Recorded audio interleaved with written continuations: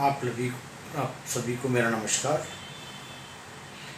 हम आज बात करेंगे पृथ्वीराज चौहान गुर्जर थे या राजपूत। हम हिंदुओं को क्यों नहीं समझ में आता कि चुनिंदा लोग जो अपनी राजनीति चमकाने के लिए सिर्फ ऐसे ऐसे डिवाइड एंड रूल्स बांटने के तरीके ढूंढते हैं कि ये समाज कैसे बटे। वो गुर्जर थे या राजपूत, उससे कोई फर्क नहीं पड़ रहा। वो हिंदू सम्राट थे। हमें हिंदू मानने में क्या तकलीफ हो रही है? वो गुर्जर रहे या राजपूत रहे, वो 1000 साल पहले खत्म हो गए। इतने दिन से ये मुद्दा कहाँ गायब था कि वो राजपूत थे या गुर्जर थे? वो कुछ भी थे, पर हमें क्या एकजुट नहीं होना चाहिए हिंदुओं को? क्या हमें इसके लिए लड़ना चाहिए कि वो गुर्जर थे या राजपूत थे? अब हमें सिर्फ हिंदुओं के लिए करना है। हमें हिंदुओं को एकजुट होना है।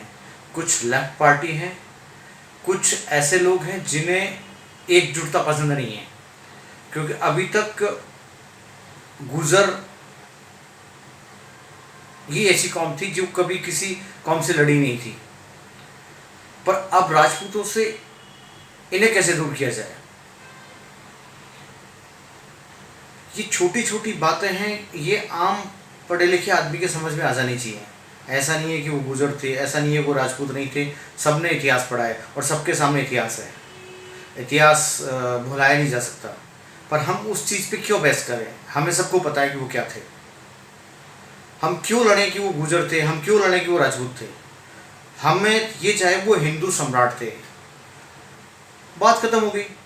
कुछ लोगों का अपना निजी स्वार्थ है जिसको लेके ये ऐसी चीज़ें चलती रहती हैं, जिसके पीछे उनका राजनीतिक मोटिव होता है कि इनको लड़ाना और लड़ा के इनको बंटवारा करना, सिर्फ राजनीतिक फ़ायदे के लिए। कुछ लेफ्ट पार्टियां हैं जो ऐसी चीज़ें करती रहती हैं। उनका मानना है कि जब तक ये हिंदू बटेगा नहीं, जब तक टूटेगा नहीं, क्योंकि कितना बढ़ चुका और कितना बांटोगे इसको आप?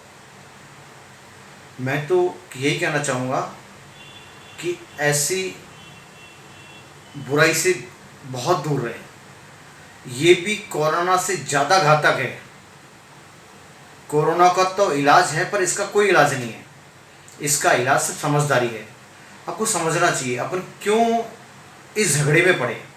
क्या हमें हिंदू सम्राट मानने में तकलीफ है? क्या गुर्जर हिंदू नहीं है? जाट हिंदू नहीं है? मीणा हिंदू नहीं है?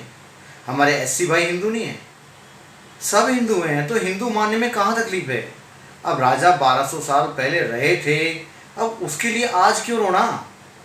उसके लिए इतिहास है जो बच्चे पढ़ के पास होते हैं, उसका कंपटीशन देते हैं, और उसका इससे ज़्यादा कोई मतलब नहीं रहा।